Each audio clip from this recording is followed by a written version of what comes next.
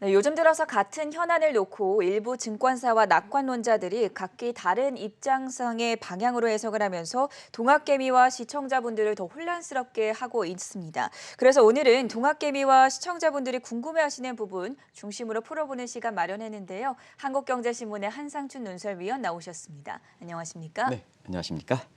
자, 오늘 미국 증시 고용 지표에 전적으로 움직이는 모습을 보였었는데 특이사항은 어떻게 보셨습니까? 네, 일단 우리 배경 화면을 보이시죠? 네. 우리 배경 화면 우리 정 PD께서 보여주시죠? 뉴욕에 우리 한국경제신문의 김정호 사장께서는 야심차게 보내셨던 유능한 특파원인데요. 여기에 우리 정동영 아, 특파원까지 그렇죠. 포함하면 5명이 돼서 국내 최초에서는 최초로 취재본부와 함께 이렇게 많은 특파원을 보내는데요. 이 이유가 뭘까 하는 측면은 이 방송을 통해서도 지금 한국 증시보다는 해외 종목 투자를 해라. 특히 미국 주식을 해라 해서 우리가 BK 대비해서 GBK를 좀 하십사. 그리고 지금은 혼탁스럽지 않습니까? 네. 그래서 혼탁스럽기 때문에 글로벌 ETF, 아까 정 캐스트께서도 원자재 ETF에 대해서 얘기했습니다는 그렇죠. 글로벌 ETF, 이렇게 혼탁스러울 때는 글로벌 ETF. 오늘도 미국 증시는 빅테크 중심으로 이렇게 올라갔는데요. 글로벌 ETF에서 사실 전기차 ETF, 빅테크 ETF, 그다음에 2차 전지 리튬 ETF 이런 것을 좀 시청자분한테 많이 말씀드렸습니다. 근데 물론 방송이 여러 차례 나오고 나서 시청자분의 굉장히 여러 이해관계에 의해서 또 반발도 좀 많았습니다. 그러나 수익 일정의 측면에서는 지난 6개월 동안 이렇게 보면 코스피가 5% 정도 오른 데 반해서 다우존스 지수는 12%, 여기에 환율 상승분 4%까지 포함하면 16%가 나오고 있습니다. 네. 이게 미국 주식이다. 그리고 글로벌 ETF는 지금 수익이 최고로 나면서 사실 국내 자금이 몰려가는 이런 분위기입니다. 이런 걸 생각해서 이제는 글로벌 재테크 이것이 이제 가장 대세다 해서 한국경제신문에서는 선진국 중에 미국으로 다 몰려가는 K자 구조에서 이렇게 발빠르게 시청자분의 재산 증식을 위해서 또 많은 사람들이 국내 주식과 관련해서 여러 가지 얘기에도 불구하고 따라 했을 때 수익이 증가하지 못하는 이런 측면을 감안해서 이렇게 국내 언론에서 최초로 많은 비용을 들였다 하더라도 시청자분과 또 우리 국민들의 재산 증식을 위해서 이렇게 많은 사람을 이렇게 했기 때문에 이 문제부터 좀 이렇게 의미가 크기 때문에 말씀드렸습니다. 네. 이것이 지금의 재테크다 이렇게 됐습니다. 그런 측면에서 오늘 신규 고용과 관련해서 한번 말씀드릴게요. 이 신규 고용 창출 건설에 대해서 당초에 우리가 이 방송을 통해서 80만이 넘으면 테이퍼링이 된다. 9월 달에. 근데 사실상 오늘 이렇게 신규 고용 창출 건수가 33만 건입니다. 네. 근데 당초 월가 예상치 60에서 70만보다 절반입니다. 근데 한 가지 말씀드리면 요 동일한 사항에 대해서 한국의 언론들은 예상치 대비해서 낮게 나왔기 때문에 부진하다 그랬습니다. 근데 미국의 언론은 부진하다 그러지 않고 조지열 특파원께서는 지원금이 끝나면 이렇게 중하위 계층들의 이렇게 노동시장 참여가 빨라지기 때문에 사실 이 예상을 지켜봐야 된다 하는, 그래서 예상치에 비해서 낮게 나왔기 때문에 부진한 거냐, 아니면 외국의 언론들은 왜 부진하다는 표현을 쓰는 것을 굉장히 신중하느냐 하는 각도에서 이렇게 보면 이번에도 미국의 경기 회복세는 지속되지만 전문직 같은 경우에는 교육된 사람들이 이렇게 따르지 않기 때문에 머틀렉 현상 때문에 신규 고용 창출가가 적다는 얘기입니다. 두 번째는 지원금이 아직까지 계속해서 지원되는 상태이기 때문에 저소득층 같은 경우는 코브라 이펙트 때문에 노동시장에 참여하지는 않고 있습니다. 그래서 예상치 대비해서 60만 건 대비해서 절반 수준으로 나오긴 했지만 미국의 언론들은 부진하다는 표현을 쓰는 것을 굉장히 절제를 한다 하는 것을 꼭 좀 말씀드리겠습니다. 이후에 변동 사항에 대해서 굉장히 많아질 수 있다. 지원금이 이제 끊기고 더 이상 지금의 7월 달에 연방부채 한도의 유예가 이게 연장이 되지 않았거든요. 그렇기 때문에 추가적으로 지원금 주는 문제는 이렇게 잠정적으로 이렇게 불안합니다. 그러다 보니까 1급 주급 체제에 의해서 주급체에서 살아가시는 입장에서는 어쩔 수 없이 노동시장에 참여를 해야 됩니다. 네. 그래서 부진하다는 표현에 대해서 얘기했던 것 이런 것은 왜 이게 중요하냐면요. 부진했다면 테이퍼링이 지연된다. 테이퍼링이 지연된다 이렇게 인식할 수 있지 않습니까? 그렇기 때문에 사실 오늘 그 미국의 증시 보면 다우지수 떨어졌고 나스닥 지수 같은 경우에는 장중에 이렇게 올랐다가 장마판에 이렇게 많이 이렇게 상승폭을 반납했다는 배경도 바로 그런 측면과 이해되기 때문에 그렇다는 걸 말씀드리겠습니다. 그리고 경제 지표도 어떤 성격이냐에 따라서 엇갈리게 나왔죠. 자, 우리가 IS의 그 제조업 지수는 59.9로 15개월 연속 상승이 나왔습니다. 그러나 IHS 밝혀오는 마켓 이렇게 PMI 같은 경우에는 오히려 최고점이 꺾였습니다. 그래서 지표 모두 상당히 혼탁스러운 현상이다. 그렇기 때문에 우리가 그 고용지표가 부진하게 나왔다, 테이퍼링이 연장된다 하는 시각보다는 테이퍼링에 대해서 이게 연장됐다 이렇게 얘기할 만큼 이 시기가 쉽게 결정할 수 있는 상황은 아니다 하는 걸 말씀드리겠습니다. 그래서 올해 2월 이후에 테이퍼링 얘기가 처음 나왔을 때 우리가 테이퍼링 문제에 대해서는 이것이 금융위기에처럼 4년 후에 간다. 그 다음에 이것이 뭐 9월이다, 10월이다 이렇게 하지 마십사. 네. 이거는 FMC 멤버들이 결정하는 사항이고 두 번째는 코로나 사태 이후에 아주 뉴 앱노멀 환경이기 때문에 누구든 확신할 수 있는 이게 땅이 아주 굳어진 상태가 아닙니다. 그럽니다. 예. 그러면 우리 입장에서는 사실상 그것을 이게 9월 달, 10월 달, 4월 달 이렇게 예측해 가지고 하면 오히려 재산 증식에 상당히 어려움을 겪었습니다 하는 이런 말씀을 드렸는데요. 바로 지금과 같은 그런 환경이 도출된다 이렇게 됐습니다. 그래서 서로가 입장이 다를 때는 미국은 객관적 지표를 굉장히 중시하거든요. 그래서 9월에서는 테이퍼링이 결정되느냐 아니냐 이런 회의 결과보다는 그 객관적인 산실에 대해서는 아까 조재결 그 특파원께서도 말씀해 주셨습니다만 객관적 경제 지표. 그래서 9월 달에 그 이렇게 회의 결과 함께 발표되는 경제 전망 어떻게 나오느냐. 네. 그 다음에 사실 그 FMC 멤버들의 금리 예상 지수를 얘기할 수 있는 낫프로트 이게 이제 2월에 이어서 이번에 이렇게 발표되는데요. 이번에 이렇게 내년에 금리 인상을 예상하는 2월 달에는 7명이었는데요. 얼만큼 높아지느냐 낮아지느냐 이게 더 중요하다 하는 이런 말씀을 드렸습니다.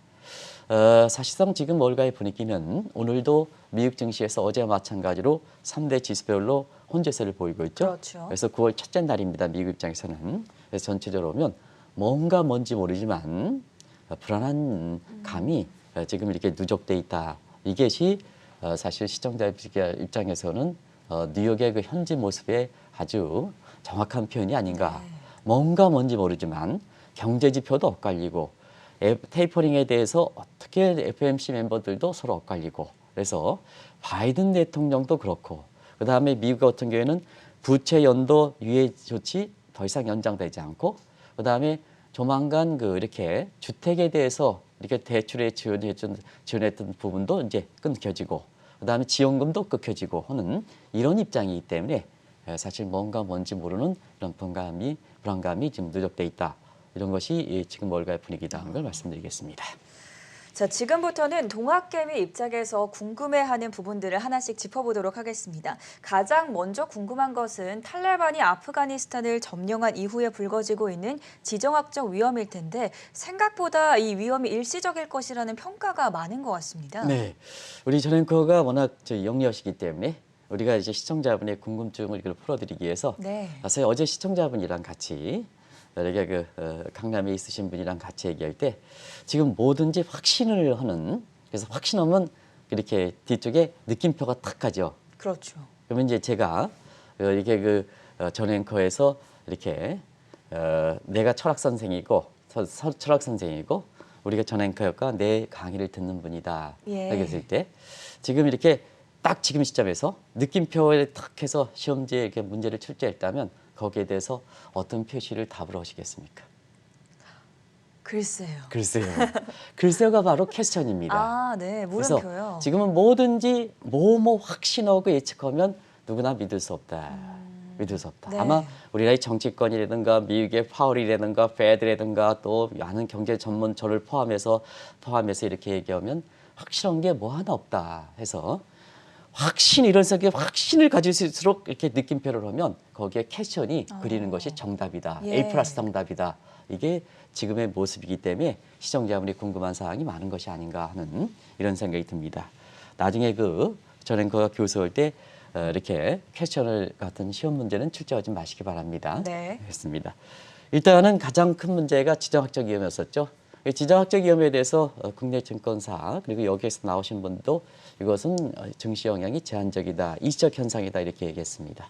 근데 지금까지 이렇게 지정학적 위험이 오랜만에 나왔을 때는 시청자 여러분 잘 아시겠죠? 8월 18일 날 텔레반이 아프가니스탄 완전 정복, 네. 뭐 완전 정복보다는 정복, 미군 철군 결정으로 인해서 이때에 나왔었죠. 지정학적 위험이 오랜만에 나왔습니다. 그래서 이 지정학적 위험에 대해 일적이다, 국내지 일적이다 하지만 지금까지 진행되는 사항을 한번 보겠습니다.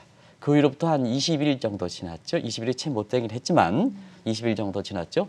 그런 상태에서 사실 IS 테러 문제, 미군 13명 이런 게 해서 사실 응징하는 문제, 그리고 사실 바이든 정부가 전 국군 통수권자를 미국의 현지에 사령관에 주면서 또다시 이렇게 IS 로켓 공격에 대해서 이렇게 하는, 네. 또 그거 IS의 테러에 기획했던 사람을 이렇게 무슨 뭐 칼날인가 뭔가 이렇게 나선형 칼날인가 해서 이렇게 드론 공격으로 해서 서로 왔다 갔다 하는 모습이 이렇게 되는 거죠. 그런 상태에서 지금 미국 내에서는 아프가니스탄 완전 철군하고 바이든 대통령이 국민과 담화문을 해서 이런 얘기를 말씀하셨죠. 텔레반의 미국 본토의 보복에 대해서 굉장히 이렇게 주력한다, 방지를 위해서 주력한다는 말씀을 하셨습니다. 이것이 이제 지정학적 위험에 따라서 미국 국민들의 그동안에 머릿속에 누적돼 있던 낙인 효과거든요.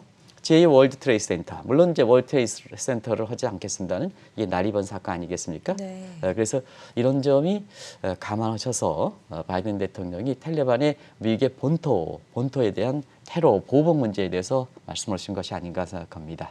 오늘 뉴욕의 월가에서 이렇게 보면 뭔지 불안하다, 9/11 사건은 뉴욕이다 하는 측면에서 이제 9월 11일이 다가오고 있습니다. 며칠 남았죠? 그렇죠. 다가오고 있습니다. 열흘 앞으로 다가왔기 때문에 이런 심리들이 많은 상태다. 그때 정황과 비슷하기 때문에 이렇게 된다, 이렇게 보시됐습니다.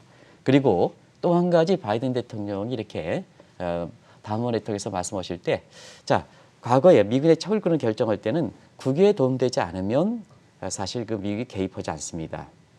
근데 이때 셀러반이라든가 바이든 대통령이 한국은 좀 다릅니다 하는 말을 댔습니다.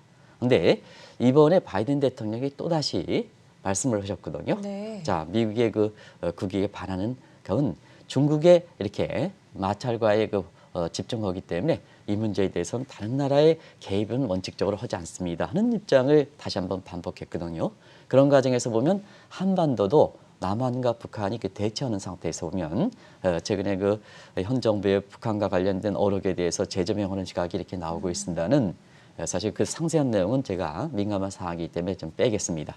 우리도 사실 이 부분에 대해서 셀레반과 바이든 대통령이 사실 아프가니스탄과 다르다 하는 입장을 분명히 했지만, 그러나 남북 대치하는 상태에서 이렇게 보면 최근 같은 상황에서 보면 이 지정학적 위험이 과연 일시적이냐 하는 측면에서 보면 상당히 누적적으로 지금 오는 것이 지금의 모습이다 하는 걸 말씀드리겠습니다. 시청자분의 문의 사항이 의외로 이게 강하신 것 같아요. 네, 예리하죠. 네. 강하신 것 같아요. 최근에 남북 간의 분위기라든가 이런 거 볼 때에는 은근히 이렇게 바이든 대통령이 말씀하신 내용들이 굉장히 큰 것 같습니다. 그래서 문의 사항인데요. 굉장히 증시에 영향을 미치는 여부와 관계없이 일시적이 아니라 누적적으로 작용하고 있다 하는 것으로 답을 드리겠습니다. 지난주에 있었던 잭슨홀 미팅에서 파월 연준 의장의 테이퍼링에 대한 발언을 놓고 테이퍼링에 대한 우려를 불식시켰다. 이런 시각에 대해서는 어떻게 평가하십니까? 오늘 신규 고용 건수가 네. 33건 예상치보다 낮은 거에 대해서 부진하다는 표현을 쓰는 것을 신중을 기하자 하는 문제가 바로 만약에 부진했다 이렇게 본다면 네. 사실 미국 내 최근에 테이퍼링에 대해서 강경파로 돌아선 사람이 거의 대부분이지 않습니까? 그렇죠. 이 사람들은 뭐가 되느냐 하는 측면이거든요. 이 사람들이 이렇게 신규 고용 창출 건수에 대해서 부진하다는 것을 엊그제까지 몰랐겠느냐 하는, 더더구나 고용 지표는 경기의 선행 지표, 동행 지표, 후행 지표를 때 후행 지표거든요. 네. 가장 늦게 가는 것. 그런데 몰랐거니냐 하는 측면에서 우리가 이 앞서 이렇게 단순히 예상치 대비해서 낮게 나왔다, 부진하다 이렇게 해석하기에는 그래서 미국의 언론일수록 이 부진하다는 표현을 아주 신중을 기했다 이렇게 보겠습니다. 그런 측면에서 시청자 여러분께 다시 한번 뭐 이렇게 잘 아시겠습니다는 이 카프란 총재 같은 경우 오락가락했죠. 그러나 테이퍼링은 조기 테이퍼링을 추진한다는 입장이 엊그제까지 입장이었죠. 한번 보겠습니다. 자막을 보고 이런 사람들이 이러한 그 신규 고용 창출과에 대해서 자 엊그제까지 발언했는데 지금 발표되는 내용을 몰랐겠느냐. 더더구나 고용 지표는 후행 지표인데 왜 미국의 언론지들은 예상치 대비해서 낮게 나온 것을 부진하다는 표현을 쓰지 않을까. 이 표현이 굉장히 중요하거든요. 자, 한번 보겠습니다. 다시 한번 시청자 여러분 정리해드리겠습니다. 지난주까지 애써 잭슨홀 미팅의 이렇게 주간 이렇게 그렇죠. 연준이죠.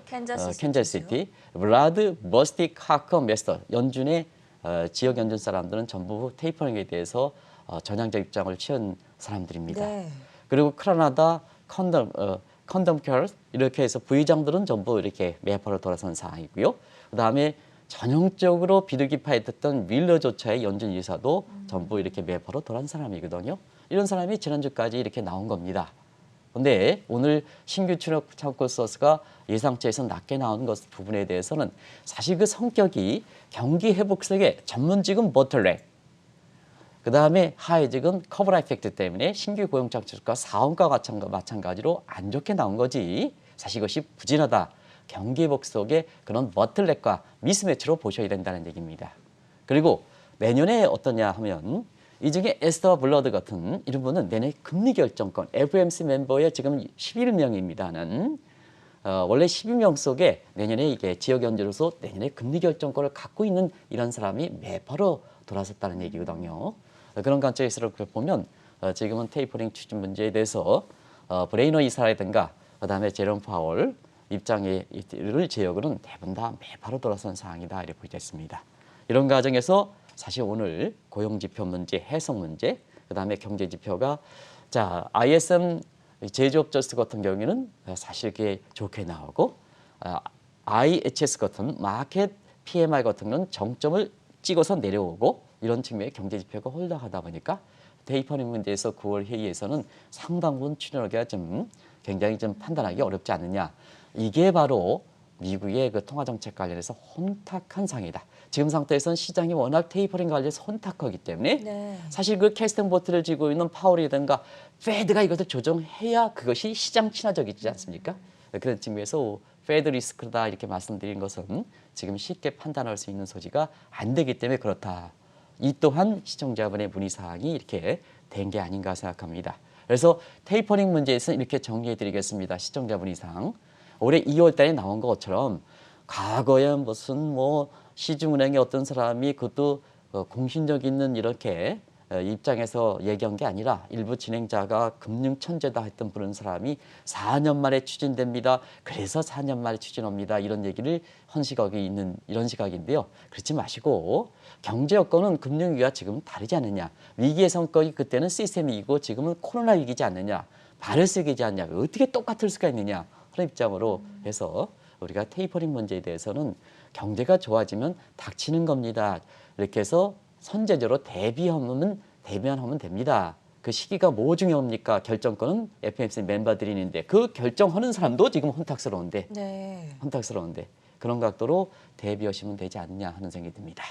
오늘 발표됐던 8월 민간 고용이 시장 예상치를 밑돌기는 했지만 단적으로 이것을 부진하다라고 평가하기에는 좀 더 신중할 필요가 있다라는 조언 말씀도 들어봤습니다. 네, 이틀 전이었습니다. 시진핑 주석이 게임 산업에 대한 규제가 효과가 있었다라는 발언을 두고 게임 산업에 대한 규제가 완화될 것이다. 이런 평가될 시각들이 나오는데 여기에 대해서는 어떻게 보십니까? 어제도 이제 이 문제를 좀 말씀드린 적이 있어요. 사실은 같은 방송에서 똑같은 현황 가지고 달리 해석하니까 아마 시청자 문의도 있고 또 어제 그 결과에 대해서 조치가 나왔습니다. 우리가 보면 시진핑 국가주석이 사실 게임 산업 규제에 대해서 효과가 있다 하는 이 문제를 두고 효과가 있기 때문에 일부 증권사라든가 전문가라 하시는 분이 완화가 될 것이다 하는 발언을 한 데 대해서 이 방송을 통해서는 그렇지 않습니다. 이게 시진핑의 정치적 기반과 장기 집권과 연관돼 있고 그다음에 이 게임 산업을 아편이라 규제한 것은 네. 어제는 시간 관계상 말씀드리지 못했습니다는 이 방송의 그 총체적인 책임을 갖고 있는 조지원 그 대표께서 중국 특파원을 오랫동안 하시면서 중국의 전문가시거든요. 그렇죠.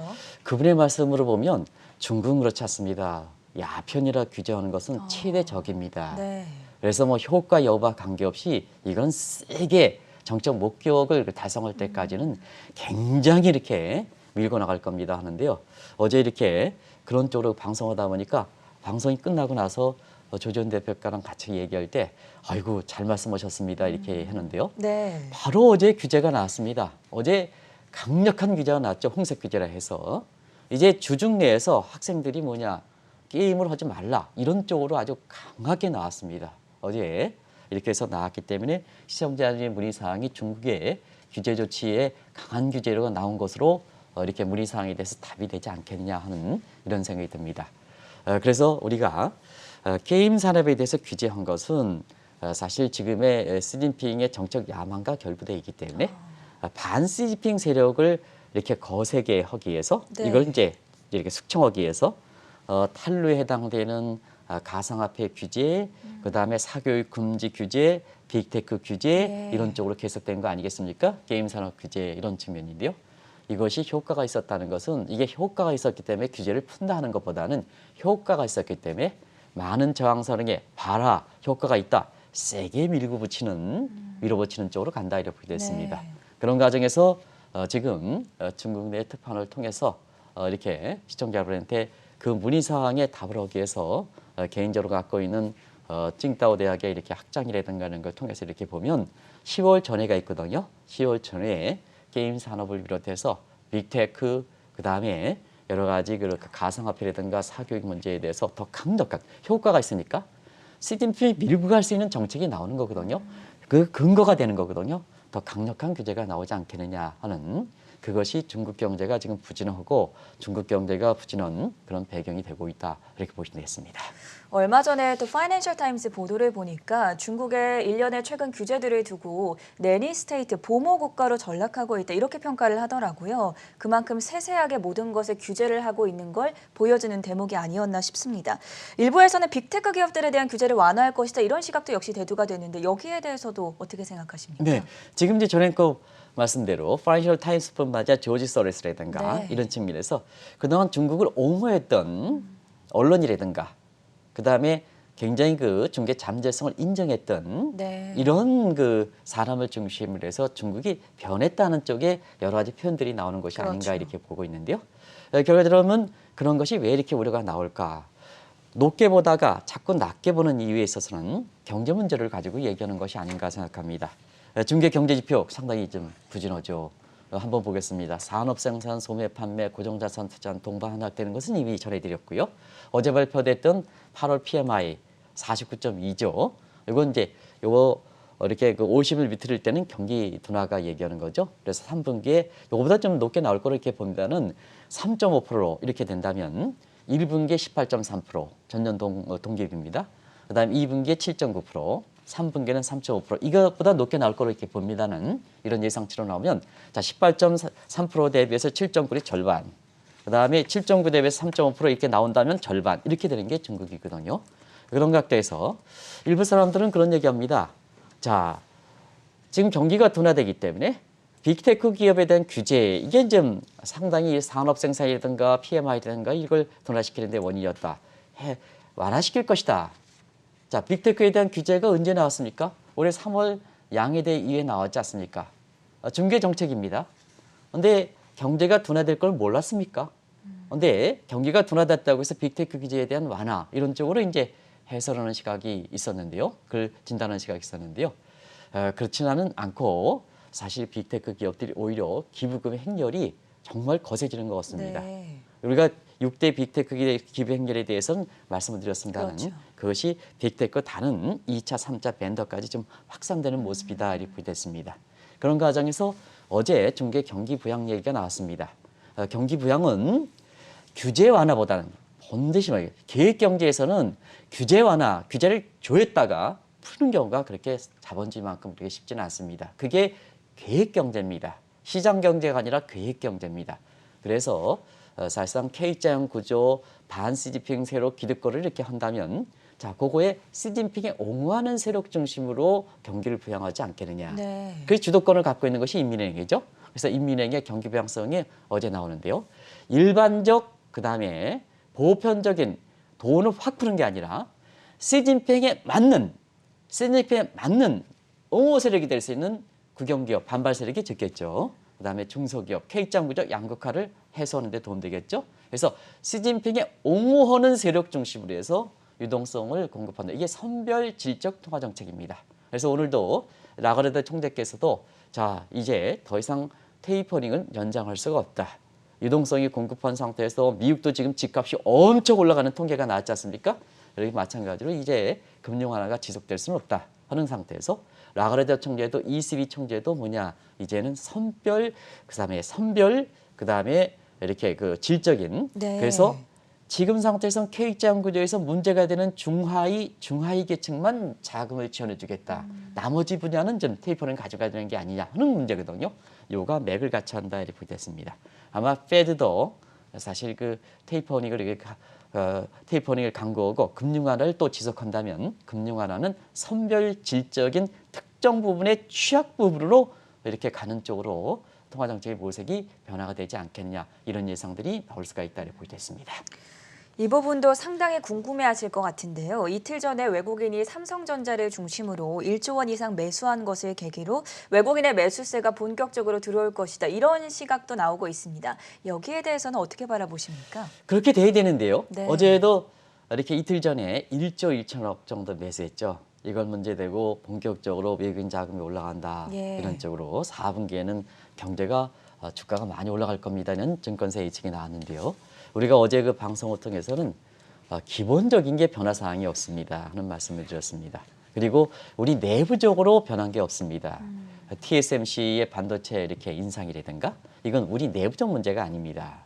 내부적 문제가 개선돼서 나온 건 아닙니다. 그리고 프로그램 매수에 의해서 외국 자본이 이렇게 8월 30일 날 들어온 거지 이거에서 무슨 우리 근본적 문제가 개선돼서 지속 가능하고 이것이 외국 자본 들어와서 삼성전자를 비롯해서 이렇게 주가가 올라가는 국면은 아닙니다 하는데요. 간단히 말씀드리겠습니다. 시청자 문의 사항에 대해서 이 점에서는 어제 외국인 매수가 얼마 들어왔습니까? 어제 외국인 매수는 10분의 1로 줄어들었습니다.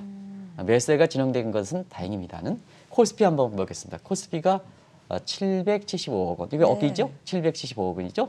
이전에 1조 1천억에서 10분의 1 밑으로 떨어졌습니다. 어제 코스닥은 좀 한 600억 샀을 겁니다. 외국인들이. 그래서 그거 합쳐서 한 1조 2천억, 한 500억인가요? 그렇게 될까? 코스닥은 500억이죠. 네. 그렇게 샀기 때문에 1,200억이 되죠. 그러면 1조 1천에 대해서 10분의 1로 들어왔습니다. 이걸 대신해야 되지 않느냐 생각합니다. 그래서 우리 입장에서는 외국인 입장에서는 뭔가 변했습니까? 한국이 뭔가 변했습니까? 변한 게 뭐 있습니까? 뭐 있습니까? 그리고 경제는 사실 오늘 2분기에 이렇게 경제 성장률 이렇게 확정치가 나옵니다는 우리는 2번 발표하기 때문에 미국처럼 속보치, 잠정치, 확보치가 아니라 우리는 네. 2번 발표합니다. 잠정치, 예비치, 확정치에서 오늘 합니다는 이전에 나왔던 수치가 이렇게 0.7% 나왔지 않습니까? 1, 4분기 1.7에서 0.7% 나왔지 않습니까? 이 수준이 얼마큼 개선될지 모르겠습니다는 사실 어쨌거나 1%포인트 밑으로 해서 미국의 그 전년 동기비 이렇게 전년 동기 연율로 이렇게 미국식 방식으로 바뀌면 미국이 2분기 6.5%인데 우리 2.8%쯤 되지 않습니까?